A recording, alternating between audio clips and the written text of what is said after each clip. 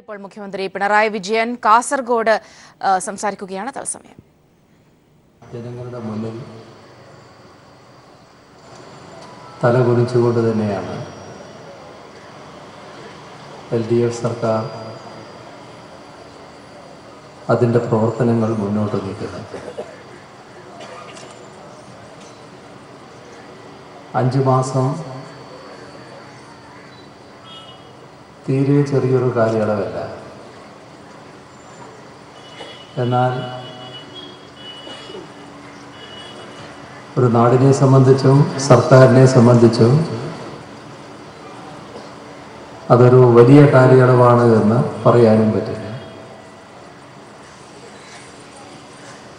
നമ്മുടെ സംസ്ഥാനത്തിൻ്റെ സമഗ്രമായ വികസനം LDF അതിനെക്കുറിച്ച് പറഞ്ഞത് സാമൂഹ്യ നീതിയിൽ അധിഷ്ഠിതമായ സർവതല സ്പർശിയും സമഗ്രവുമായ വികസനമെന്നാണ്. അത്തരമൊരു വികസനത്തിലേക്ക് നമ്മുടെ നാടിനെ നയിക്കുക, അങ്ങനെയൊരു നവകേരളം സൃഷ്ടിക്കുക, ഇതാണ് LDF ജനങ്ങളുടെ മുന്നിൽ നൽകിയ വാഗ്ദത്തം. അത് വിശദമായി പ്രതിപാദിക്കുന്ന തെരഞ്ഞെടുപ്പ് പ്രകടന പത്രികയാണ് LDF മുന്നോട്ട് വെച്ചത്. ആ പ്രകടന പത്രികയിലുള്ള ഓരോ ഇനവും നിങ്ങൾ LDF പ്രവർത്തകർ 5 മാസം മുൻപ് ഓരോ ആളെയും കണ്ടുകൊണ്ടും ഓരോ വീടും സന്ദർശിച്ചുകൊണ്ടും ഉറപ്പ് നൽകിയിട്ടുണ്ട്. ആദ്യമേ തന്നെ ഒരു കാര്യം വ്യക്തമാക്കാൻ ആഗ്രഹിക്കുക. നിങ്ങൾ നൽകിയ ഒരു ഉറപ്പും പാഴായി പോവില്ല. അവയെല്ലാം നടപ്പാക്കാൻ സർക്കാർ പ്രതിജ്ഞാബദ്ധമാണ്. ആദ്യഘട്ടത്തിൽ എല്ലാം കൂടി ഒന്നിച്ച് ചെയ്യാനാകില്ല എന്നത് നമുക്കേവർക്കും അറിയാം. വികസനത്തെക്കുറിച്ച് തന്നെ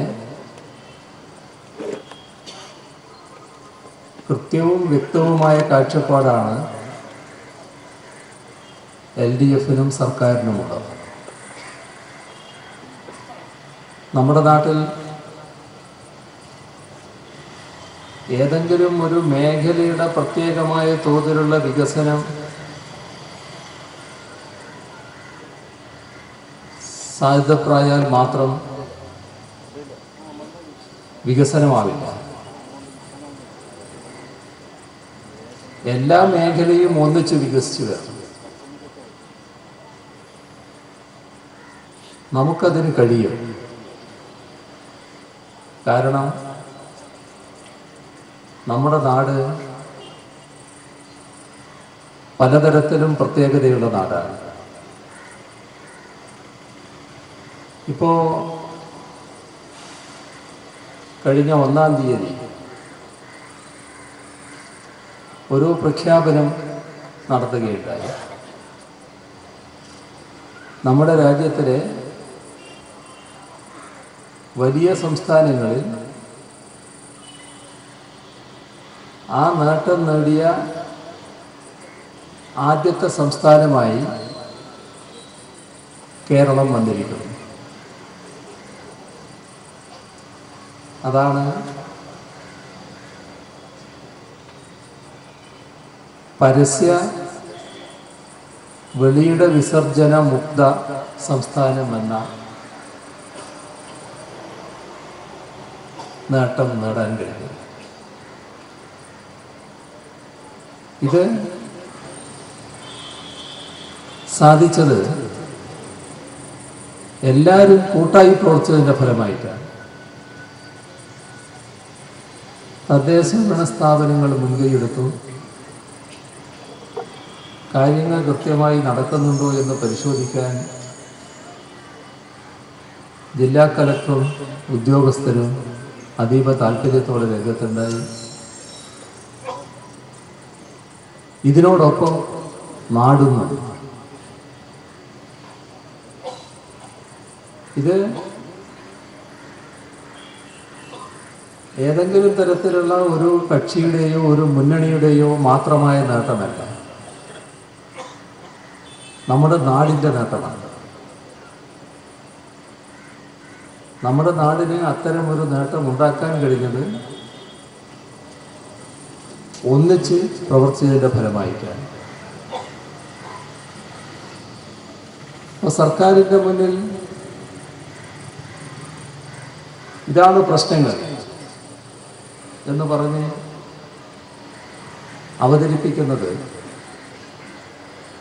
സർക്കാരിൻ്റെ കാര്യങ്ങൾ ചെയ്യുന്നതിന്, നിർവഹിക്കുന്നതിന് വലിയ ഉത്തേജകമായിട്ടാണ് വരുന്നത്. കേരളം ഇന്ന പ്രശ്നങ്ങൾ നേരിടുന്നു എന്ന് പറഞ്ഞാൽ ഏതെങ്കിലും തരത്തിൽ അത് ഒരു വിമർശനമായി കാണുന്ന സർക്കാരല്ല ഇന്ന് അധികാരത്തിലുള്ളത്. ചിലത് സർക്കാർ കണ്ടതുണ്ടാവും, ചിലത് കാണാത്തതുണ്ടാവും. ചില കാര്യങ്ങളിൽ നടപടി ഭരണപരമായി സ്വീകരിക്കേണ്ടവ അണിയറക്കുള്ളിൽ സ്വീകരിക്കുന്നുണ്ടാവും. എന്നാൽ എല്ലാം മനുഷ്യരുമായി ബന്ധപ്പെട്ടതാണല്ലോ. അപ്പോൾ ചിലത് വിട്ടുപോകാൻ സാധ്യതയാണ്. അപ്പോൾ വിട്ടുപോകുന്നത് ഒഴിവാക്കാൻ അത്തരത്തിലുള്ള ചൂണ്ടിക്കാണിക്കലുകൾ സഹായകമാകും. അതുപോലെ തന്നെ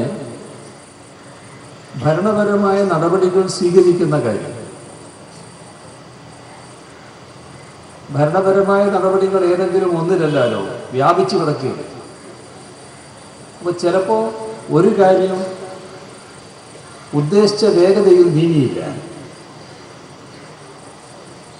അപ്പോൾ ഇത്തരമൊരു ചൂണ്ടിക്കാണിക്കൽ വരുമ്പോൾ അതിൻ്റെ വേഗത കൂട്ടാൻ അത് സഹായിക്കും. സർക്കാരിൻ്റെ പരിഗണനയിലുള്ള വിഷയം തന്നെയായിരിക്കും. എന്നാലും ചൂണ്ടിക്കാണിക്കലുകൾ സർക്കാരിൻ്റെ പ്രവർത്തനത്തിന് സഹായകമായി തന്നെ മാറും. ആ നിലക്കാണ് സർക്കാർ ഇത്തരത്തിലുള്ള കാര്യങ്ങളെയെല്ലാം കാണുന്നത്. ഇപ്പോൾ നമ്മുടെ സംസ്ഥാനം ഈ മാസം തന്നെ ഒട്ടേറെ കാര്യങ്ങളിലേക്ക് ഒന്നിച്ചു നീങ്ങുകയാണ്. അതൊരു പദ്ധതിയുടെ ഭാഗമായി നീങ്ങുകയാണ്, ഒരു മിഷൻ പ്രവർത്തനത്തിൻ്റെ ഭാഗമായി നീങ്ങുകയാണ്. നമ്മുടെ നാടിൻ്റെ ഒട്ടേറെ പ്രശ്നങ്ങൾ പരിഹരിക്കാൻ പറ്റുന്ന തരത്തിലുള്ള നീക്കമായിരിക്കും. അതിലൊക്കെ സർക്കാർ കാണുന്നൊരു കാര്യം, ഇതൊന്നും കേവലമായ സർക്കാർ നടപടിയായി നിൽക്കേണ്ടതല്ല. പിഞ്ചു കുഞ്ഞുങ്ങൾ മുതൽ നമ്മുടെ പ്രായമുള്ളവർ വരെ എല്ലാവരും പങ്കാളിത്തം വഹിക്കേണ്ട പരിപാടിയായിരിക്കും. ഇങ്ങനെയുള്ളൊരു വികസനമാണ് നാം ഉദ്ദേശിക്കുന്നത്. ഇപ്പോൾ വരുന്ന